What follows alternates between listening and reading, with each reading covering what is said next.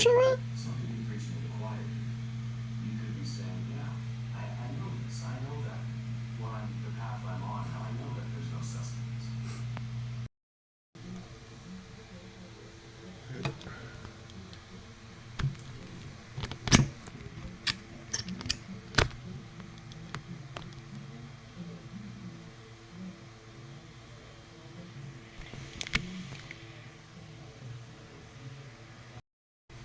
Hello, ladies and gentlemen. Welcome back to channel Y.O.B. It's your host, Y.O.B. And today I'm doing a review for Euphoria Season 1, Episode 1, titled Pilot. Um, it's 57 minutes and 12 seconds, and I want to go through the good and the bad. Um, I guess let's start with the bad. I always start with the good. I think it's better to start with bad and end with the good, and leave on a good note. So, I was taking notes because I wanted to rewatch the show, but I was like, I don't really just want to sit here and watch it. 'Cause honestly, I enjoy the show, but the show has a lot of, in my opinion, serious problems, like really big serious problems, like like like inappropriate propaganda and like normalizing, you know, like just very disgusting things, you know. But yeah, let's start with the bed. Get right into it. So Maddie showing breast is gross and weird. This is one of the first things that I came across watching this episode, and I'm doing it all in order of all the notes when I saw it. Maggie showing her breasts is gross and weird. The reason I have that is because Maddie is a character that is in high school. She's being played by an actress that is an adult in her 20s, around my age, but she looks like a girl in high school. And that to me is extremely inappropriate and gross. And I can't believe HBO Max or Warner Brothers didn't come in and say, "Yo, you gotta get that off the air. We gotta get that off the show. We're not putting child like nudity. That's just crazy." But no one said anything, and it's weird that he wanted to put it into the show. This director, his last movie, I believe, before Euphoria, was Assassination Nation, and that show was about young girls in high school being talking about their sexual experience. I think that is very inappropriate. I think that is something very, very wrong with that man's mind. That he's so, and it's like, and he even in a press conference that he had, a Q&A conference with the cast, he said that Rue is really him or something like. But it's like, dude, no. The last movie you made was about girls in high school, and now this is about girls in high school. And it's like, last time I checked, you were not a girl in high school, dude. You're a very weird looking, Weasley looking kind of dude. And I don't know any pictures, but how he looks is like, he looks kind of like, dude, how you don't look like someone who would be around cheerleaders. All right, let's just put it that way. And it's just like, I don't know. It's just seems like you're exploiting this story, or you're exploiting trauma and drug addiction, and it's the seriousness and the heaviness of that and the rawness of that in someone's life as a young person, and you're trying to use that as a gimmick to promote, pedophilia and child sexualization. And I think there's something seriously gross with that. And I think it's wrong for HBO Max to allow it on the show. I think it's weird that he keeps like focusing on it. And it's just like, I don't care. You're not doing those reverse psychologies where I'm trying to empower girls. It's like, no, let a woman do that. And even if a woman did this, it'll still be like, okay, this is still weird. But anyways, That's the first bad. Following toxic female characters, Maddie, shit personality. Talk about Maddie again. Why do we have to follow Maddie? I don't think she has a toxic personality, and then it's like, and then why are we? Or Nate and Maddie's story is cringe. Nate is Jacobs, I believe his last name is. He's a jock in the show. Um, he goes out with Maddie, but they broke up. But in this episode. He's going to a party. She's there. She's in the pool with some other guy, and he's and it's just like it's so over sexualized and stuff. She's like telling the guy in the pool, "How would you have sex with me?" It's just like, oh my god! It's just like, why are we? And this thing is, I was in high school back in the day, and I remember everyone being like sexual and stuff, but it's just something about a grown ass man in his 40s or like late 30s writing about young students in such a graphic way. And it's like, yeah, I understand if you're trying to make the story and the world real and you want the characters to sound like real people, but it's like, why are you harping on just sexuality so much? It just seems like you were just making an excuse to showcase sexuality. There's other issues that went on in high school too. It's like not being attracted, and that's another thing. Everyone on the show looks good. It's like they don't talk about people being unattractive or like trying like that would have been interesting. Like, why don't you follow some people like stories about some girls that are just are boys that are just not no one wants to be with because they just don't look attractive. You don't want to talk about that. That's why it looks like you're playing a game here, where you're actually using this as a gimmick to promote sexual like pretty much pedophilia. And this thing, and Nate and Maddie, in my opinion, are just two of the most toxic characters on the show. And it's just like there's no redeeming qualities, in my opinion, about Maddie, and there's no redeeming qualities about Nate. And it's like, why? I understand having them as background characters, or like characters, or like just characters that are in there. But it's almost like we start like the whole show is like based on them. Nate is pretty much Nate is like the main villain. And it's like, why? I mean, he could be a shit person, a character, but we don't need to focus the whole narration on these toxic people. They're over, like, sexual and, like, crazy, in my opinion. It's just like, let's follow Rue. You know? What did I say? I found it. Over sexualizing minors. I already said that. Characters. Even though the actors are adults, it's still inappropriate to over sexualize characters that are supposed to be minors, in my opinion. It's just kind of gross and weird.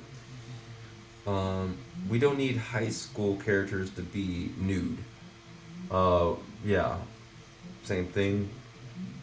And the ones that in this episode were nude were Jules, Maddie, and Casey. Like we didn't need the graphic sex scene with Jules and Cal in the hotel. Again, this is like it just feels like, and then he's putting his thumb in her mouth, and he's like, it's just like what are we doing? Like, this is just like feels like you're making something you want to see. Personally, like, it just, and you got this guy that looks kind of like around this older, like you're older with a beard, and what is this your fantasy of like, I wish I could just put my thumb in her fucking mouth. That's all I kind of felt like. I was watching a director's fantasy, and it's almost like, right, we all think the same thing, yeah. It's just like, dude, this is just weird. It's just uncomfortable and very cringy and weird. It's just like, and it's not uncomfortable in a good way, which is like, this is real. It's just, this is dark. This is like, we're really into shit. This is like what happens to people in real life. It's like, it's just weird. Because, I mean, Jules doesn't really come across, in my opinion. Where am I?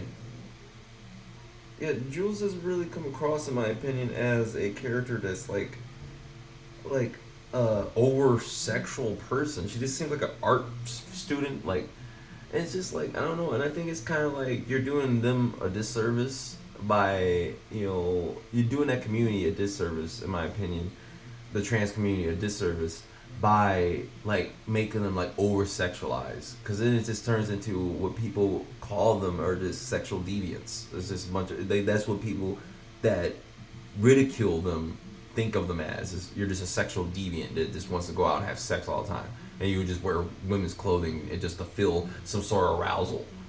And I think that's like the show's trying to act like they're being real, but it's just like, dude, this is just unnecessary. You don't need all this over the top shit.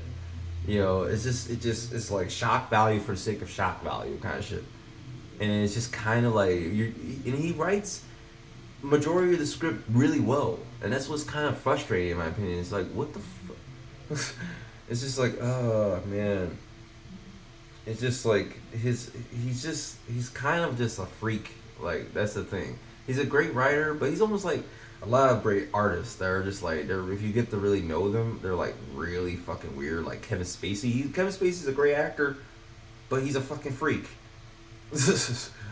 So that's the thing. It's like you kind of like, but that's the thing. Sometimes it's, but this difference is like Kevin Spacey wasn't like, it wasn't like we didn't see his characters doing the stuff that he did in real life. So we're seeing him do. Even though he played villains, it was never like we saw him do some like, and he played these characters so well that it was just like. But that's the thing. Is like with Sam Levinson, it's like he's almost trying to normalize his behind the scenes freaky behavior, and like putting it in front of us, like, we all like this, right? Huh? Right, guys? Right? Everybody, this is normal, right? It's like, no, this is kind of cringe. It's like, what are we doing? So yeah. Alright, yeah. So yeah, I said Casey's nude pics. I guess it makes it more raw, but at the same time, it's just too much. I guess it's like it makes it more like raw, and it's like, well, this is how people are in real life. But it's like, it's just like, it's too much, and Sydney Sweeney's annoying, dude. This girl blew up, and it's like she played like a ditzy bimbo in a show. Okay, like, and now she's like on Baskin Robbins commercials. It's just like she was not like the star of the show. Like, why wasn't Rue the main character? Like, why are we? And then I heard online like girls saying, I relate to Cassie. I'm like, what? That's like some guy saying, yeah, I relate to Nate Jacobs. It's like these people are all toxic. Like, how about you should not be admitting this? I relate to this. The thing is, I can relate to Rue in the sense that I had a pill problem when I was younger, when I was a little kid, like when I was in high school. And there's a lot of like characteristics about like her introvertedness, her depression and all that. There's elements about her I can relate to, and it's like, and it's just, I don't know, man. It's just like I don't really like how he tricks us with Rue, tricks us into a captivating story with Rue, and then kind of like deviates into a different direction with, oh, let's follow Cassie and Maddie now. It's like, I don't want to fucking follow these whores. Like, they're not redeemable characters. I don't like either of them. Like, I don't like Cassie. I don't like Maddie. I didn't like girls like this in high school. Like, these people are shallow. They're suburbanite preps assholes that just are just shitty people, really. There's no depth to them. It's like, okay, like, but I guess, he's attracted to that, how they look. So let's pretend that they're interesting. They're interesting. So okay. Okay.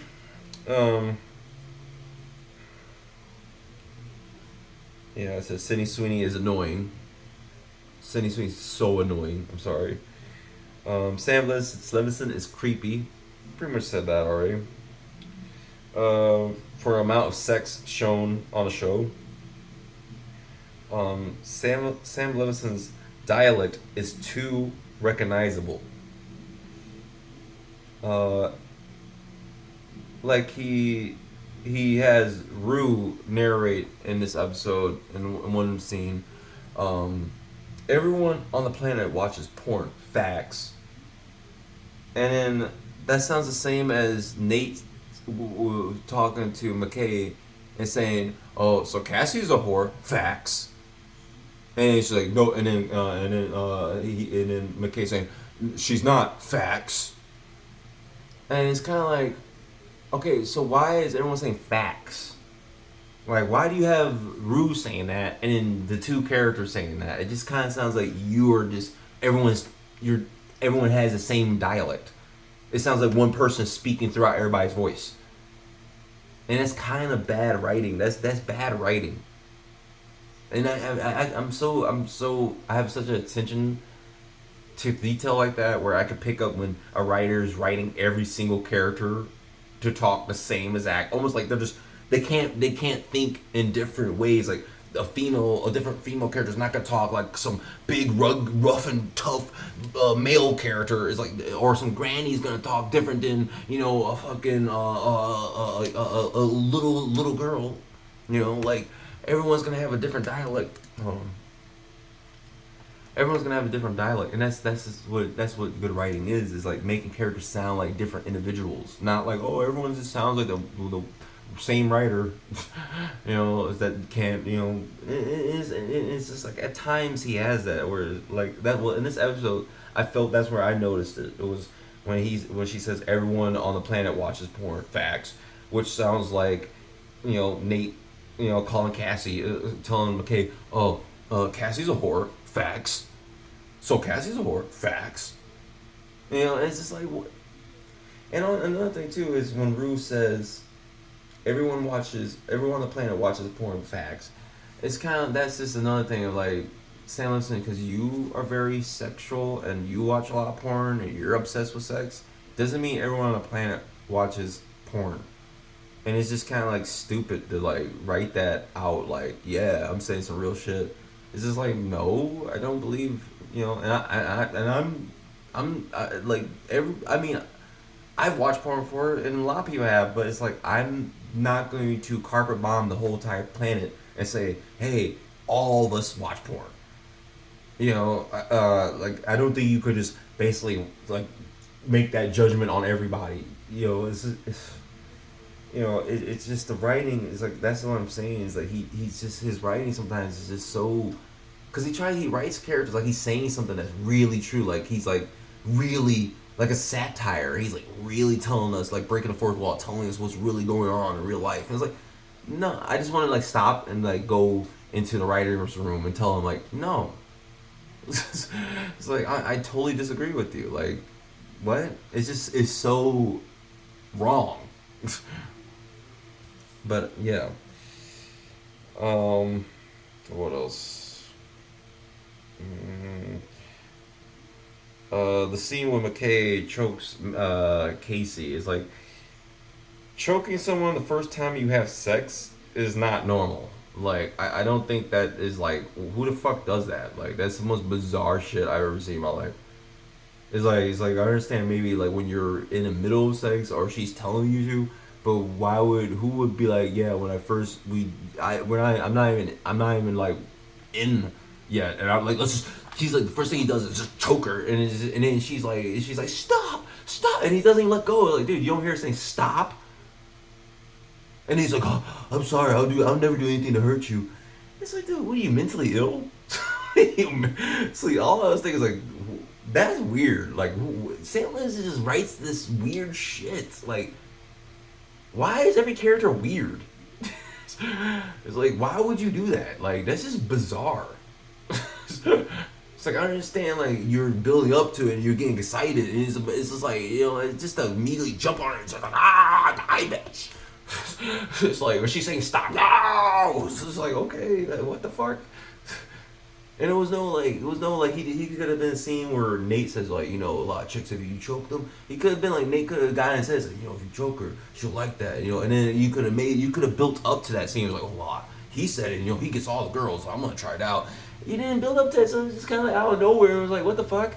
And then it's made up. It's like it's backed up by Zendaya narrating as Rue, talking about, okay, this looks like really bad and messed up, but everybody on the planet watches porn, and you see people zipping their pants down and stuff, and it's just like you just a compilation of up close shots of people's belt buckles like getting unzipped and stuff, and it's like you're hearing, and then it shows you porn like zoomed in close up scenes of porn where you can't see what's actually happening, but you can hear the audio of porn. You can see like the little details up close where you can tell it's a porn scene.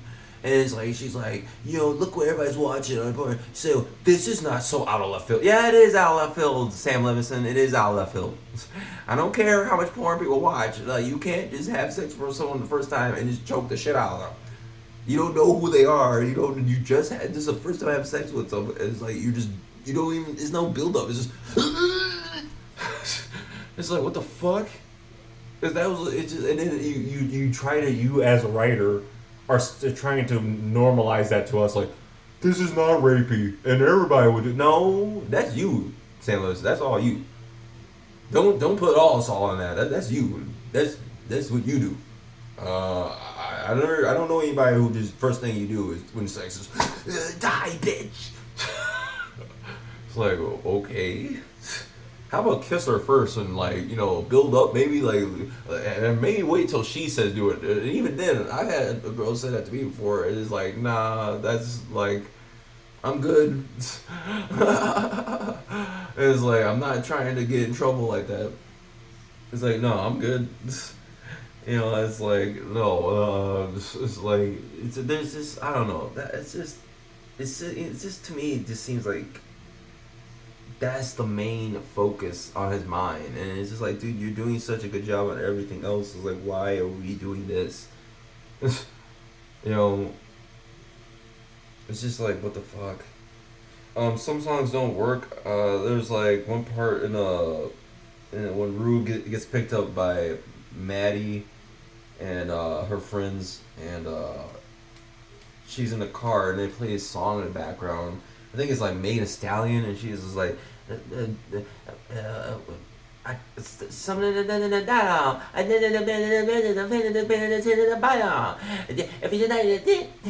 you lick up my clit. It's just like, oh, that song is just so fucking shitty and just annoying. It's like, dude, just what is this garbage? Like, music is just so bad nowadays, bro. Like rap, nowadays I can't even stand listening to rap nowadays because it's just so shitty. It's just the most obnoxious, annoying rappers you could hear, and everybody is Nicki Minaj now. Everybody raps like Nicki Minaj. Even what's her name? Fucking fuck. She was in that one song in F1. Doja Cat. I mean, I kind of like Doja Cat, but even she sounds like Nicki Minaj. Everybody, Cardi B, all these chicks rap like Nicki Minaj. It's just like, oh my god, it's just cringe. And yeah, at the last thing I wrote down was, why are we following characters who are shitty? Rue is not necessarily, in my opinion, a shitty person. I think she's gone through a shitty situation. I think she's gone through a shitty situation, and it's like she's navigating through this. She has an addiction too, through her using her father's painkillers and when he had cancer. So it's like and they're really strong pills. So she got addicted off of that, and it's like.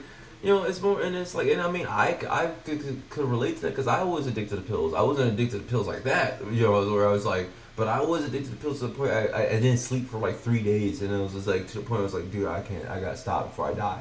And it's just like, and it was weird because it was like when I tried stopping, it was just like I literally was like, so I couldn't sleep. It was one time I was in bed, I was like really felt like I was losing my mind. I was like, dude, I can't sleep. It's been like 3 days, and like literally my brain just I can't sleep.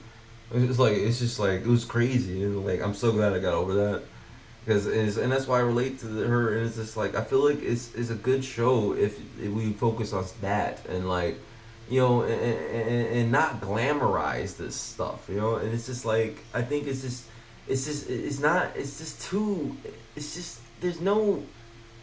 too gross. But I just want to say that it's just too much gross like shit for me.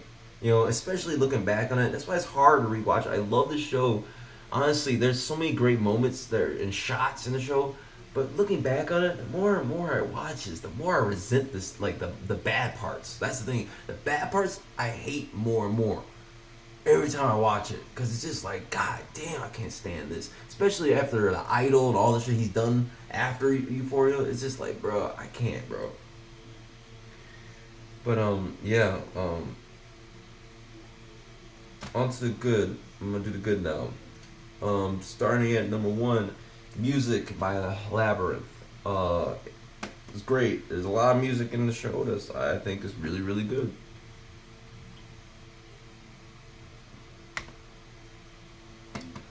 Labyrinth. That's where I found Labyrinth. It was in Euphoria, and I love that artist. He's great. Um, and the show, just other tracks too. The majority of the music is really good. Yes, that they have that fucking Megan Thee Stallion shit that was on there. I was like, turn this garbage off. You know, like it's just like, jeez, like, do we gotta listen to this shit? It's just like lame. I didn't like that when I remember when I first watched the show. I didn't like that song when it was playing. I was just like, God, turn this shit off. It's just like, because we live in, because you know it's played on the radio, and a lot of young people are just brain dead sheep. They're just like, oh, great, it's played a lot, it's good. It's like me, I know, I actually have taste. Because I'm just like, can you stop feeding me ramen noodles every time on the fucking music, please? It's like I want some gourmet, like, you know, cuisine. I'm not trying to watch fucking the most bottom, listen to the most bottom barrel music. Like, that shit gives me a headache. But the cinematography, number two, lots of great cinematography, lots of great camera work, creative shots. You know, it has I think one of the most iconic shots in the Euphoria show, series, where Rue's walking out of a closet or some room, bathroom or something, and then the hallway is just like turning, and it's like the same thing as in Inception, and where they're like fighting in that hallway and it's like spinning, and it was like it's pretty much like, yeah, it's like they do that with in that scene. I thought that was really cool. I thought it was really cool. Um, you know, yeah, there's lots of great cinematography in the show. Majority of the writing, honestly, by Sam Levinson. That's why I can't stand when he's writing out of pocket.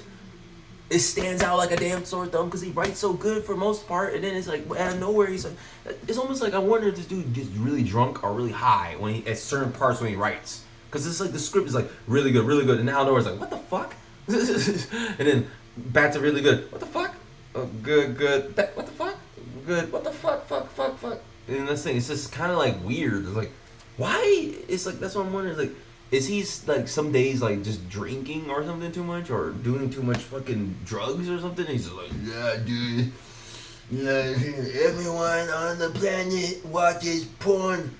Facts. It's like, dude, this is like, bro. And then there was another line I totally forgot about. Another bad line.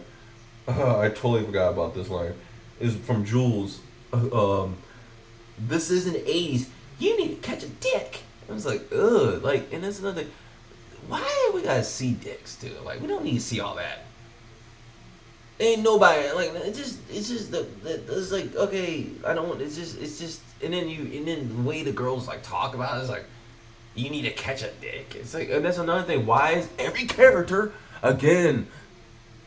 Dialect issues, Sam Levinson. You can't have characters all say the same damn thing. Like, why did Maddie and her friends say, you need to catch a dick? And then Jules say to the other girl, you need to catch a dick? It's like, well, okay. Why is everybody saying the same thing? Sam Levinson, character, people say different shit. Everyone has a different personality. No one says the same thing. Oh, man. It's just like, that's what I'm saying. It's like he's great most of the part, and then at times it's like, bro, that's why he needs a co-writer. I think just someone to kind of like edit his work or come in and like, no, let's, how about we dive back on sex, and you need to change the lettering a little bit because you can't have characters say exact same phrases because it just sounds like the same person's talking. Yeah, it's just man. So yeah, where was I? Yeah, majority of writing is great. Zendaya hooks me into the show. Like this is her best performance. I think this is her best role. I think this is her best performance. Um, she definitely hooks me into the show when I first watched the show. I think this was before I started getting tired of Zendaya. Honestly, as an actress, this is when I actually liked her. It was because the first time I saw Zendaya was in Spider-Man: Homecoming, and that's the first time I ever recognized her. And I thought she was great as Mary Jane, and she was not sexualized. That was the reason I liked her. She wasn't sexualized. She was very smart and very like strong and like very like, and then she was very like. And I thought she was really cool because she was very like intellectual. Like even talked about the I forget what you call it, like the little pin thing that is in Washington D.C. And she said like, this is built by like slaves or something like that. And I was like, that's actually true or something. And I was like, she's actually really, or not slaves, but like I don't know. Like she said, it was either by black people or slaves. I don't know if it was. I don't know when that thing was built. Maybe it was built by slaves, but either way, it was built by black people. So yeah. But she says that in the Homecoming movie, and I was like, wow, that's really smart, and like, and I thought that was really cool because it's different, completely different than the usual Mary Jane where she's sexualized, and it's just. And I think, I mean, I do like her in the first Homecoming Spider-Man, and I do like her as Rue in Euphoria. But honestly, her other performances, it's just she's too much of the same thing, where it kind of just feels like okay, and it's just I don't know. But yeah, Zendaya in the show's great. I really do like her performance. Angus Cloud is great. The whole cast honestly is great. I think sometimes the writing for some of them is kind of cringy. Give me 1 second. I think sometimes the writing for them is kind of cringy. But I think for the most part, all the actors and actresses are really good. Um, uh, the use of color. I like the color dynamic in it. I like the blues, the oranges. I like this the radiance of the colors is very beautiful use of color. Orange, browns. It's just very beautiful looking. Like the show is very aesthetically pleasing to the eye to watch. That's why when it shows inappropriate shit, it's like, why are you fucking up this beautiful work? This is It's just almost like putting graffiti on your masterpiece. It's like fucking you making a fucking like like a Michelangelo painting, and then now know you're like spray painting a dick on the fucking middle of the picture painting. That's how it feels to me. It's like, why are you doing that? You're doing such a good job. It's just like, what are you doing? Sometimes I think it's like, maybe you just need to take a break, and that's why you do need to have people that actually have taste come in and not just be yes, yes, yes, great job, yes, great job. You need people that actually push back, like, you can take this out. We don't need that. But the pacing is great. I like the pacing. It flows long. It's a 57-minute show, which is good, but it doesn't feel long. But because everything is really, I think the writing is so engaging that it does keep you engaged throughout. Um, relatable. I already said my pill use in high school. I could relate to Rue, and just even I have a brother, and I live with my mother and my brother, so it's like I relate to her in that sense. Um, you know, uh, I look more like my dad, like light skinned like my dad, and my brother looks more dark skinned like my mom, just like the show. We even lived in an apartment that kind of looks like their house, so it's just like there's a lot. That's what's weird, but the show's like a lot of it is kind of relatable and kind of like too relatable, which is kind of freaky sometimes. I'm just like, what the fuck? Even them being her father being Jewish, like my parents were like Hebrews. Like when I was younger, we were Hebrew.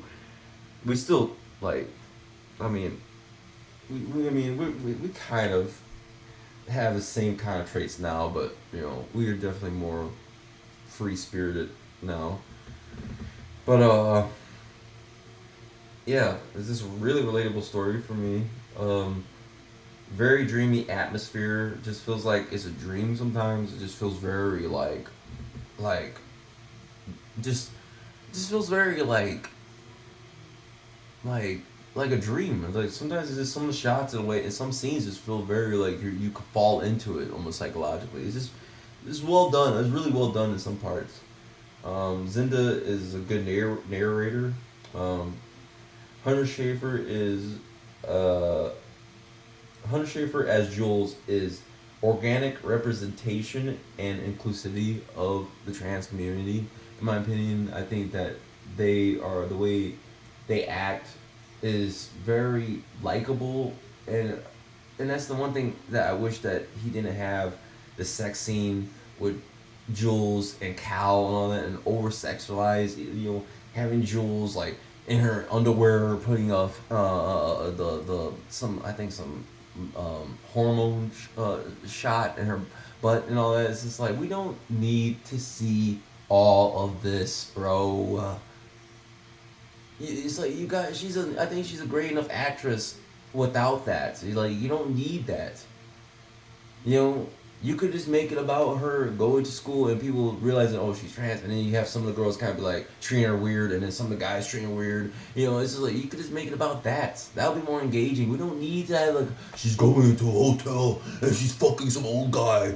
It's just like, oh my god, it's just weirdo shit, bro. Weirdo shit, bro.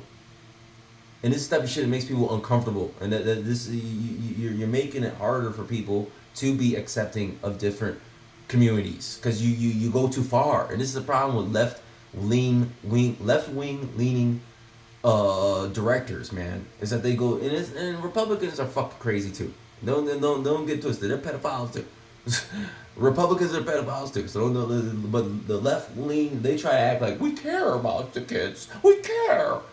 It's like, yeah, but you care too much, and you're showing too much, and it doesn't feel like you care. It feels like you're trying to cover and cope and put on a persona to distract us from the fact that you're a predator.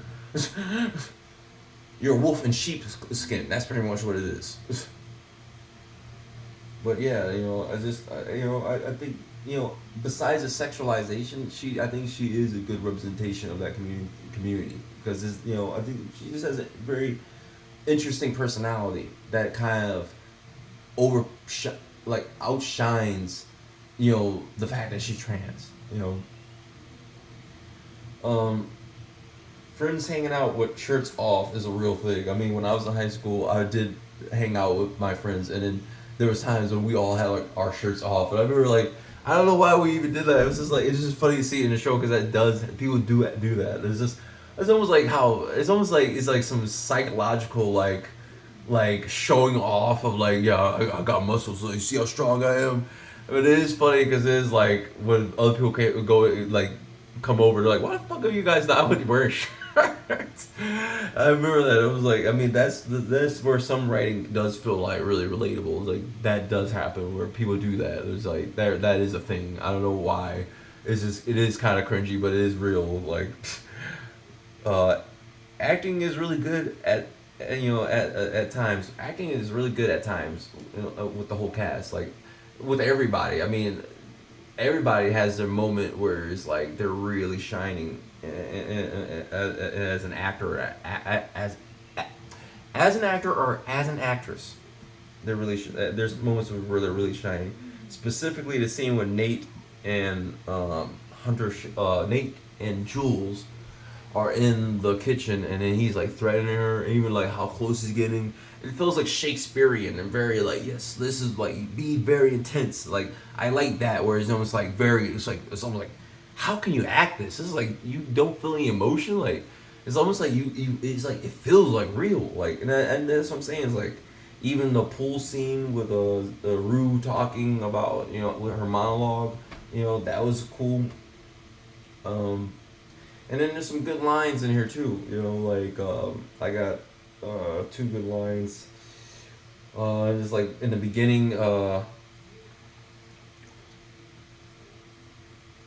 from Rue, she says, "The world's coming to an end, and I haven't graduated high school yet. thought that was a really good line because it's almost like how can people focus on their lives when now with social media you see how fucked up the world is. It's like we don't even know if we're gonna be around tomorrow, and it's like how can people be productive in their life, and it's almost kind of foreshadowing why she's an addict. You know, like how she's very, you know, just looks at the world negatively, and that's how I was in high school too. And at the time, I remember my social studies teacher was talking about how, you know, like 'cause I don't know what we're talking about. We're talking about a nuclear bomb going off in Chicago and how we'll die. You know, even where we were, from how we were far from Chicago, was saying like, yeah, nuclear weapons could still kill you, doesn't even from where we are. It's, you know, it's like, and I remember just thinking like, wow, you know, and that was last year. That was my senior year in high school. I was thinking like, yeah, this is like I'm supposed to be looking forward to the future and looking forward to graduation when the world's like looking like we're about to hit the apocalypse.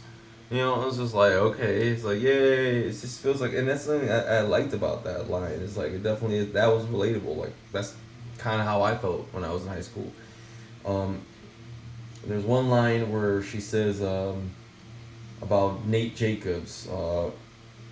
She says he tried fingering me on the dance floor without my permission. Well, that's America. And I was like, that's a pretty cool line. I mean, there is some cool, good lines, like quoters in here, you know. And I think St. Louison is good at writing when he wants to be good at writing. You know, this man has a lot of potential, but he's just he's unhinged. I think that's the thing. That's like the double-edged sword of like talented artists is that sometimes you'll get really talented artists, but they're fucking unhinged and they're crazy. Like Roman Polanski, you know, Kevin Spacey, you know, it's like, you know, it's and like you know, and like even Michael Jackson, you know, yeah, I said it, Michael Jackson, you know, because there's too much proof and evidence kind of showing like he that guy. And man, I am a huge fan of Michael Jackson. I love Michael Jackson music. I love his art. I don't know him personally, and I can't say I love him. I'm not a cult follower. I don't follow cults. I don't love anyone. I love God. That's what I love. I mean, I love my family and I love people that have my back and those who love me. But for the most part, I love God. You know, and I think that what we should all be loving is God, not mankind. But yeah. I mean, that's pretty much all I got about this. I'm gonna try to watch every episode, leading before the third season comes out, because I really want to catalog this and document it. I've always been a fan of the show, and I just really want to give a more in-depth analysis of each single episode, because there's so much to talk about, and I think that sometimes people miss a lot of stuff, and like an over review of the whole season. So I just wanted to do each and every single episode to mention the good and the bad. I mean, look how much notes I took, man. It's like, damn, I took all these notes. This is, but yeah, that's episode 1, the pilot of season 1 Euphoria. If I have to rate this episode, 8 out of 10. 2 because it's too much cringy shit. I think that actually works. It's 2 because it's too much cringy shit. We're taking 2 points off. But 8 because, God, there's a lot of great shit too. So, yeah. Thank you guys for stopping by. If you're still here, thank you so much. And please, it helps a lot if you could like and subscribe to the channel. I'd love to make a community of like-minded individuals. And as always, may the force be with you. Peace.